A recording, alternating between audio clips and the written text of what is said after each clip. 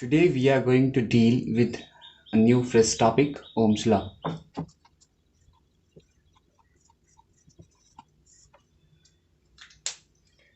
इस नाम को देखते वक्त सबसे पहले जो क्वेश्चन आएगा आपके मन में, ये ओम क्या है?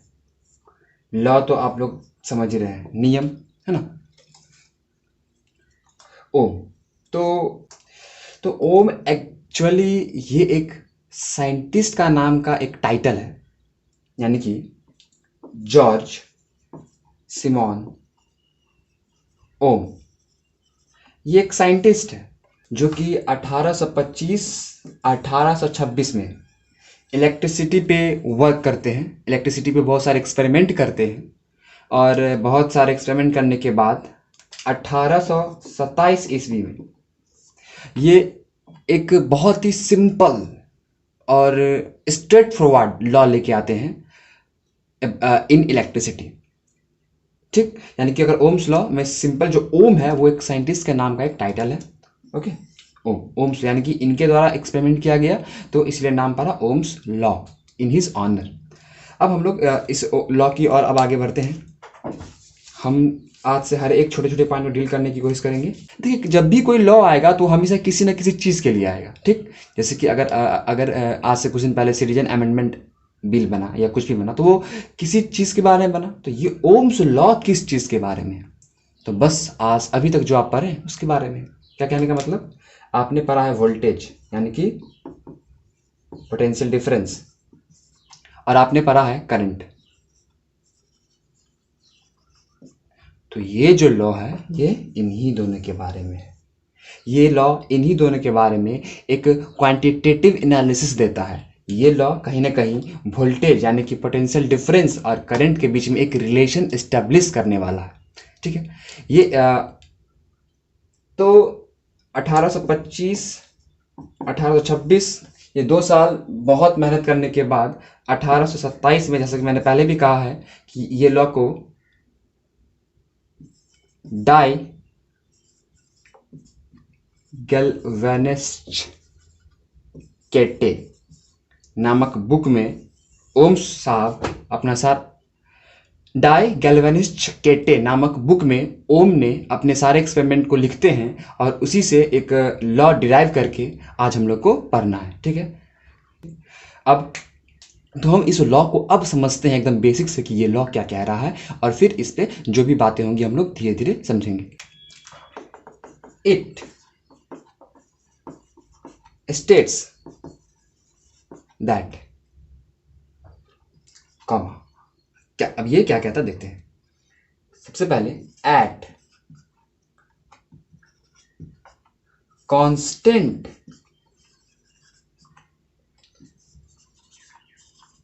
फिजिकल कंडीशन,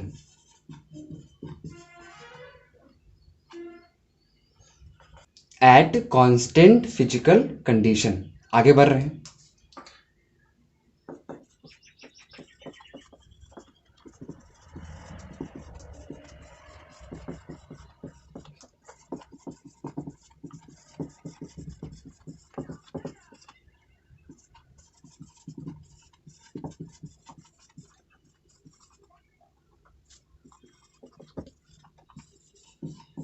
लंबा है, लंबा देखने में लग रहा है बहुत इजी, एकदम इजी है, बिल्कुल भी कॉम्प्लिकेटेड नहीं है। इट स्टेट्स दैट, पहला अब इंपॉर्टेंट लाइन आया, eight constant physical condition. Physical condition मतलब क्या हुआ, और कांस्टेंट फिजिकल कंडीशन मतलब क्या कहना चाह रहा है ये लोग। तो फिजिकल कंडीशन मतलब टेम्परेचर हो गया, यानी कि आप जिस रूम में इस एक्सपेरिमेंट को कर रहे हैं तो उस रूम की एक बार टेम्परेचर आप ले लिए, वही टेम्परेचर के साथ आप ये एक्सपेरिमेंट शुरू कीजिए, तब जाके ये लॉ वहाँ पे एप्लीकेबल होगा। अब एट कांस्टेंट फिजिकल कंडीशन का मतलब क्या होता है कि किसी भी फिजिकल कंडीशन जो है आपके एनवायरनमेंट का वो नहीं बदलना चाहिए। वो नहीं बदलना चाहिए मतलब अगर टेम्परेचर जो है तो वही टेम्परेचर, प्रेशर जो है तो वही प्रेशर, है ना। So the current flowing in a conductor, माने कोई कंडक्टर है, मानिए कोई कंडक्टर हम एल ले लिए, एल लेंथ का, कोई भी एक कंडक्टर है एल लेंथ का, ठीक, हम इसे एक किसी बैटरी से जोड़ देते हैं। अब जैसे ही इसे किसी बैटरी से जोड़ दिए तो इसमें करंट फ्लो करेगा, मानते हैं आई करंट फ्लो इसमें किया, इस बैटरी का पोटेंशियल डिफरेंस भी मान लिए। अब क्या कि the current flowing in a conductor is directly proportional to, यानी इस कंडक्टर में जो करंट फ्लो कर रहा होगा वो डायरेक्टली निर्भर करेगा potential difference across its and, यानी कि जो पोटेंशियल डिफरेंस है इस कंडक्टर के अक्रॉस, यानी कि ये कंडक्टर जिस बैटरी से कनेक्टेड है उसकी कितनी पोटेंशियल डिफरेंस है उस पर डिपेंड करेगा। क्या कहने का मतलब ये हुआ कि पहला तो हम स्टेटमेंट से हम लिख लेते हैं, ये बोल रहा है I proportional V, I current है आपका और ये पोटेंशियल डिफरेंस है आपका, यानी कि the current flowing in a conductor is directly proportional to the potential difference. यानी कि अब इसको यहाँ समझिए, यानी कि अगर हम पोटेंशियल को 2 भी कर दिए, यानी हम लोग पोटेंशियल डिफरेंस को दोगुना कर दिए, मानिए पहले था 3 वोल्ट का बैटरी लगा हुआ, ठीक, अब हम इसका जगह 6 वोल्ट का बैटरी लगा दिए, तो यानी कि 3 वोल्ट पे आपको आई करंट मिल रहा था तो 6 वोल्ट, अब डबल कर दिए ना, तो अगर ये डबल किए हैं तो ये क्या हो जाएगा डबल, यानी अब 2 आई करंट मिलने वाला है। यानी कि the potential difference across the ends of a conductor is directly proportional to the amount of current flowing through it. जो करंट मिल रहा है आपके सर्किट में वो कहीं ना कहीं पोटेंशियल डिफरेंस पे आश्रित है, पोटेंशियल डिफरेंस पे डिपेंड करता है। आप खुद समझ सकते हैं, इस बात को फील कर सकते हैं कि करंट कैसे मिलता है, करंट हमको पोटेंशियल डिफरेंस से मिलता है, तो जितना स्ट्रॉन्ग पोटेंशियल डिफरेंस होगा उतना ज़्यादा करंट मिलेगा। मानो कि जितना पावर बढ़ रहा है, यानी कि जितना पोटेंशियल बढ़ रहा है, जितना पावर बढ़ रहा है बैटरी का, वो ज़्यादा इलेक्ट्रॉन को मान खींच रहा होगा और इस कारण से ज़्यादा करंट मिल रहा होगा, है कि नहीं। अब एट कांस्टेंट फिजिकल कंडीशन क्यों कहा गया, तो आप अभी बस इस बात को समझिए, शायद हम आगे समझा पाएँ, फील करवा पाएँ आपको। बस आपको ये समझना है कि आपको जो भी फिजिकल कंडीशन है आपको उसे नहीं बदलना है, यानी टेम्परेचर जो है वही, यानी जो भी फिजिकल कंडीशन है आपको कांस्टेंट रखना है। यानी अगर ये कंडीशन, बस आप फिजिकल कंडीशन इसको दे दीजिए कांस्टेंट, तो अब क्या होगा कि जो भी करंट फ्लो करेगा किसी भी सर्किट में वो पोटेंशियल डिफरेंस के डायरेक्टली प्रोपोर्शनल होगा, आई प्रोपोर्शनल।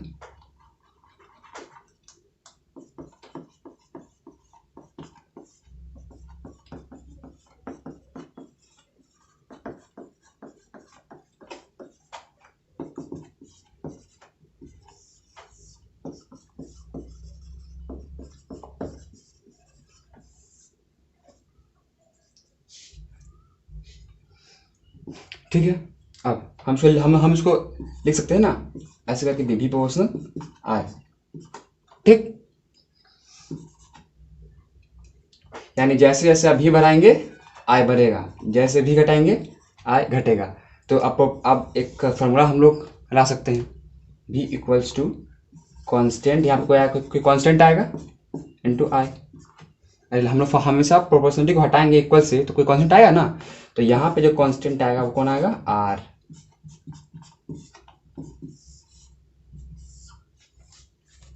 अब ये आर क्या है, तो कांस्टेंट ऑफ प्रोपोर्शनलिटी, आपको तो ये एक बात तो पता होगा,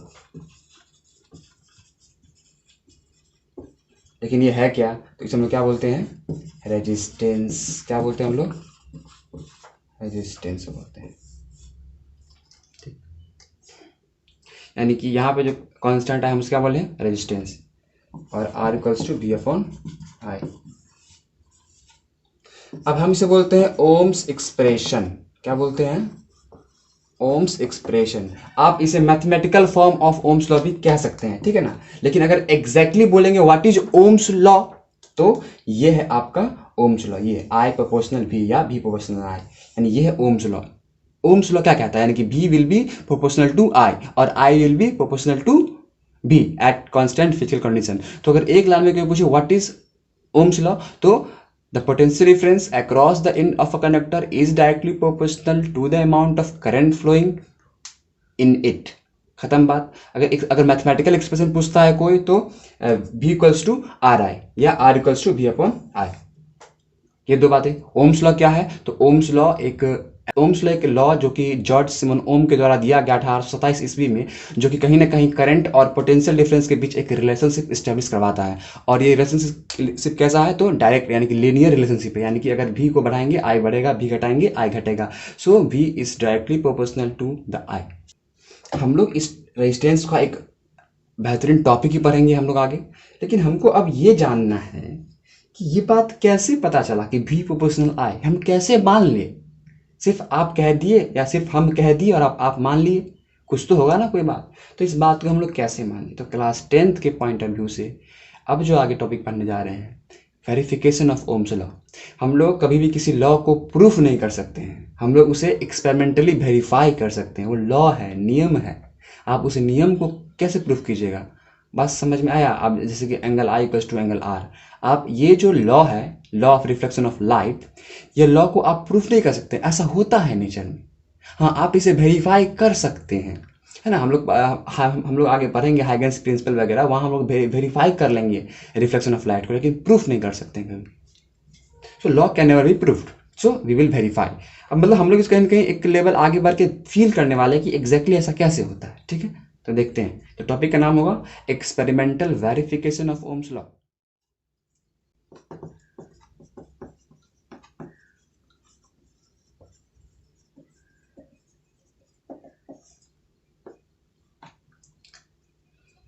पहले तो आप एक सर्किट बनाना सीखिए। अब आपको एक सर्किट बनाना आना चाहिए। सर्किट बनाने के लिए मिनिमम चीज़ क्या होता है? कम से कम एक बैटरी होना चाहिए।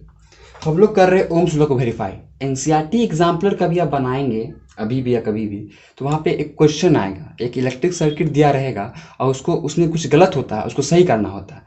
आज अगर ये डायग्राम आप देख लेते तो आपसे वो क्वेश्चन बन सकता है, और ये क्वेश्चन बोर्ड में भी पूछा जा चुका है। तो फिर हम आज एक इलेक्ट्रिक सर्किट बनाते हैं ओम्स लॉ के पॉइंट ऑफ व्यू से, ओम्स लॉ को वेरीफाई करने के पॉइंट ऑफ व्यू से। और ये डायग्राम शायद आपके एनसीईआरटी के बुक में भी होगा। तो ज़रा समझिए, हार्ड आपको हार्ड लगेगा, लेकिन हार्ड है नहीं, आपको समझना है बात को, ठीक। देखते हैं। पहले तो आप क्या कीजिए कि अब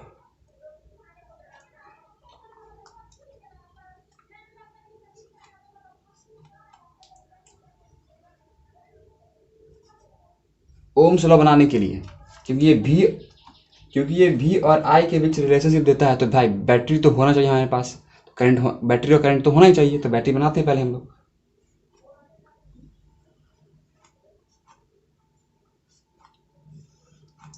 देखिए, ये एक सेल है और इसमें हम बहुत सारे सेल जोड़ देंगे, क्या बन जाएगा?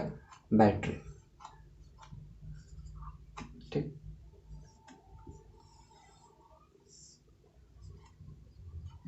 हम एक रेजिस्टेंस ले लिए हैं, आप इसे बल्ब मान सकते हैं, क्योंकि हर एक बल्ब में भी रेजिस्टेंस होता है, या आप इसे बल्ब ही मान लीजिएगा, कन्फ्यूजन हो रहा है तो, ठीक। आगे देखते हैं, आप यहाँ पे रेजिस्टेंस भी ले सकते हैं।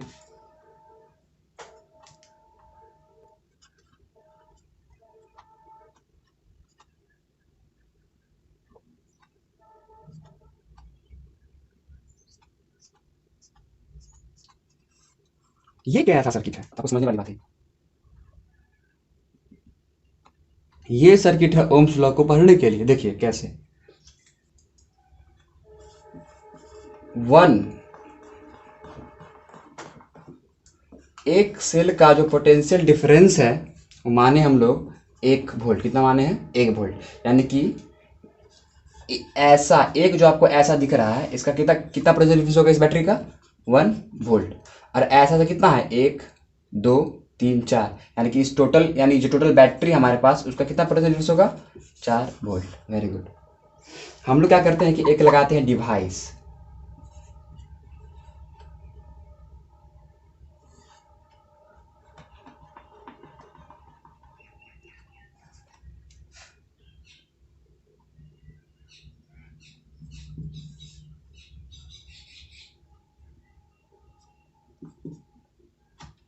एमीटर। क्या लगा दिए? एमीटर। जरा सा इसके बारे में देख लेते हैं, ये क्या है। हर एक हम छोटी छोटी चीज़ों को एक्सप्लेन कर रहे हैं, आपको बस समझना है।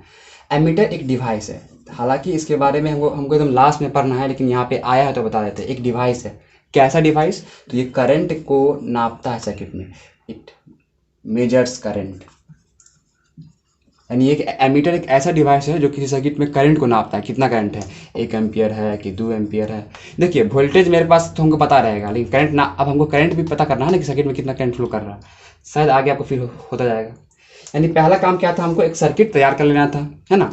Experimental verification of Ohm's law, मेरा जो नोट्स दिया गया उसमें पूरा का पूरा एक पेज में यही दिया गया है, आपको बस वो ध्यान से देखना है, समझ में आ जाएगा। अब अब ये क्या बना इसको हम समझाते हैं तो सब कुछ धीरे धीरे समझ में आएगा। तो पहला काम क्या था, मैंने सर्किट तैयार कर लिया। दूसरा काम,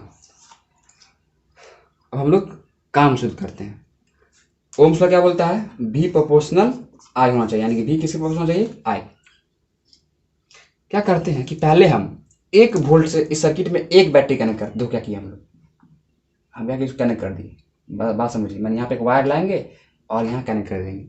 अब इस चीज़ को फील कीजिए, अभी आपका ये इधर का 3 बैटरी कनेक्टेड नहीं है सर्किट से। कितना बैटरी कनेक्टेड है, तो बस एक बैटरी। मानो कि सर्किट ऐसे गया और यहाँ से कंप्लीटेड। देखो यहाँ से सर्किट ब्रेक है कि नहीं, ये सर्किट से अलग है कि नहीं।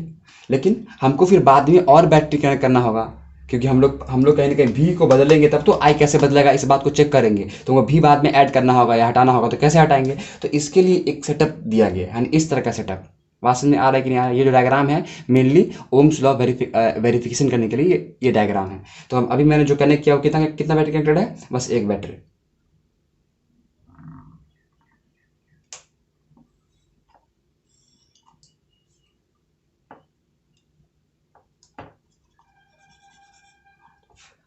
ठीक, यानी कि अब हम लोग बात शुरू करते हैं। पहला,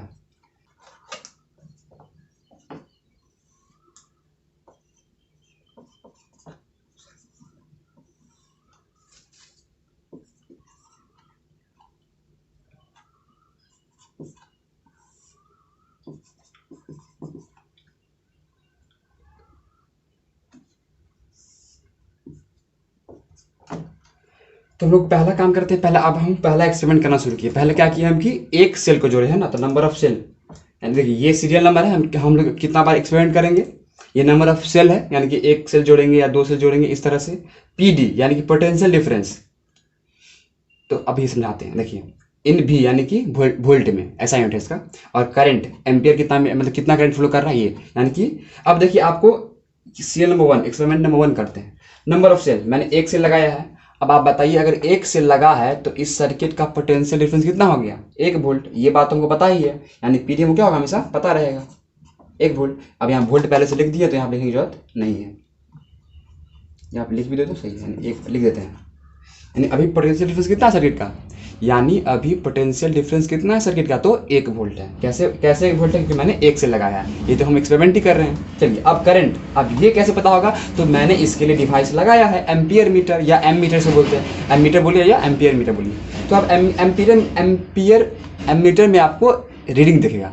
अब देखिए हम यहाँ पे साइंस लैब तो नहीं खोले हैं, अब ये काम आपको स्कूल में ही करना पड़ेगा, क्योंकि अब ये एक्सपेरिमेंट कर सकते हैं आप स्कूल में। तो जैसा कि एक एक्सपेरिमेंट किया गया या जैसा हमने कभी किया एक्सपेरिमेंट, तो उस अनुसार से हम जो डेटा एक ले लेते हैं कि ऐसा मतलब 1 वोल्ट पे कितना करंट मिलेगा, है ना। तो ये एक सही डेटा है, आप इसे ले सकते हैं, एज्यूम कर सकते हैं। तो मैंने क्या देखा कि 0.5 एम्पियर करंट फ्लो, यानी कि इसमें जो इस डिवाइस में जो रीडिंग शो किया वो 0.5 A है ना। यानी कि एक बैटरी एक सेल लगाने पे, यानी 1 वोल्ट के पोटेंशियल डिफरेंस पे हमको कितना करंट मिला, 0.5 एम्पियर। अरे भाई बैटरी लगा दिए, सर्किट स्विच ऑन कर दिए, सर्किट कंप्लीट हो गया तो करंट मिलेगा ना। तो मैंने बैटरी लगाई 1 वोल्ट का, तो PD हो गया 1 वोल्ट, ठीक।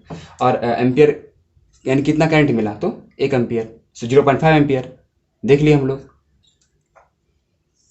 Experiment number second.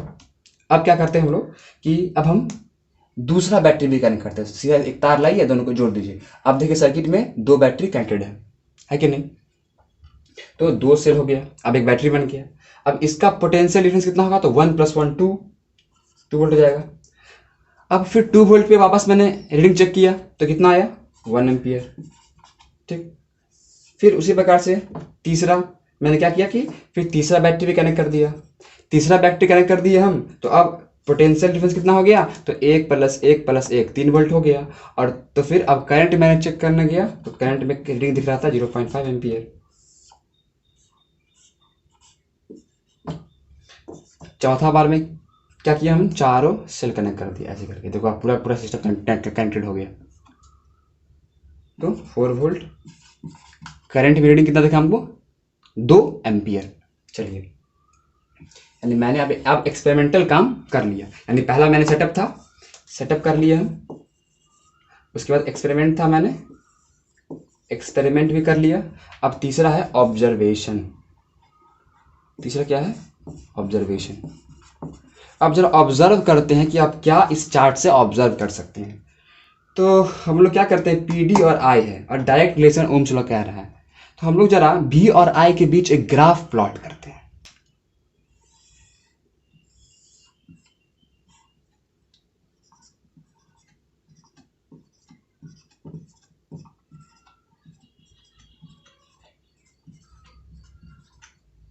इधर है वोल्ट पोटेंशियल डिफरेंस, यहाँ पी डी है वोल्ट में, यहाँ करंट है एम्पियर में।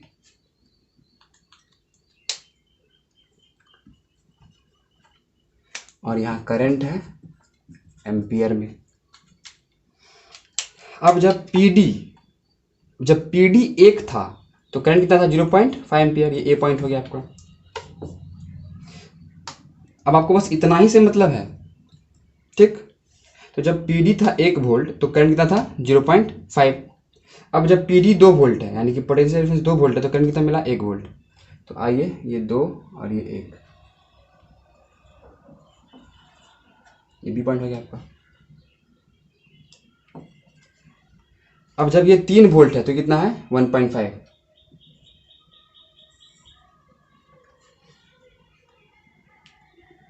अब जब ये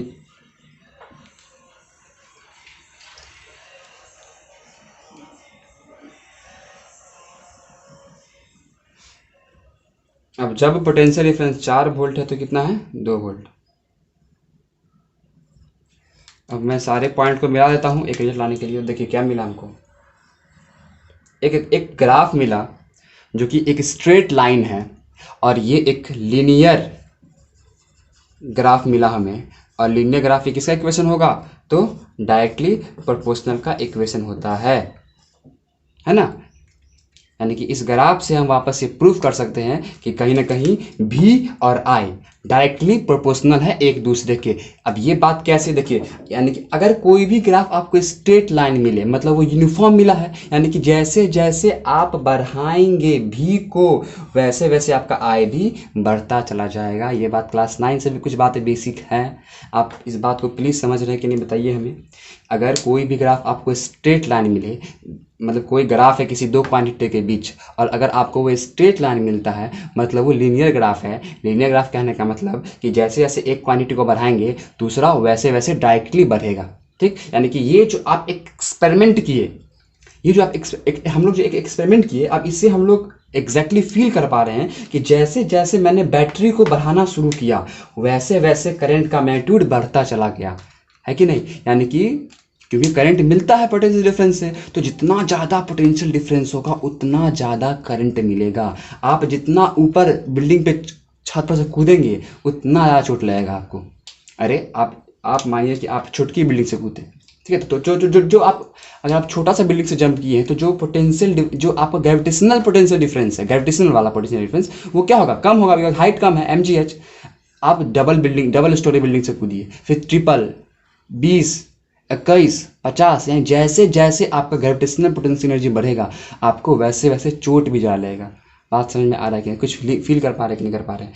यानी कि ये एक आपका, अब यहाँ से एक्सपेरिमेंटल वेरिफिकेशन हम लोग को मिल गया कि जैसे जैसे आप यहाँ से हम लोग लिख सकते हैं कि V प्रोपोर्शनल I R, ठीक है। क्या ओम्स लॉ हर कंडीशन में एप्लीकेबल है, तो आंसर है नो। पहली बात तो आपको टेम्परेचर कांस्टेंट करना पड़ेगा। अब इस दूसरा क्या है कि ये हर एक, अब देखिए ओम्स लॉ आप कभी भी अगर देखने जाएंगे तो टेम्परेचर कैसे इस ओम्स लॉ को गड़बड़ करता है, आप इस बात पर फोकस करते हैं हम। एक और बात, ये जो ओम्स लॉ, आप ये वीडियो देखने के बाद आप तुरंत से मेरा नोट्स खोलिए और जो एक पेज में दिया गया पूरा पूरा एक्सपेरिमेंटल वेरिफिकेशन, वहाँ पे जाके देखिए, एक बार ऊपर से लेके नीचे तक रीड कीजिए। आपको हम विश्वास दिलाते हैं कभी प्रॉब्लम नहीं होगा। उसके बाद भी प्रॉब्लम हो रहा है तो आप के पास हर तरीका है, हमको पता है, आप सभी हमसे कांटेक्ट कर सकते हैं लगभग, तो आप हमसे कांटेक्ट कीजिए, डायरेक्ट पूछिए जो प्रॉब्लम है, नहीं तो एटलीस्ट कमेंट भी कर देंगे तो आपको उसका आंसर वहाँ पे दे दिया जाएगा।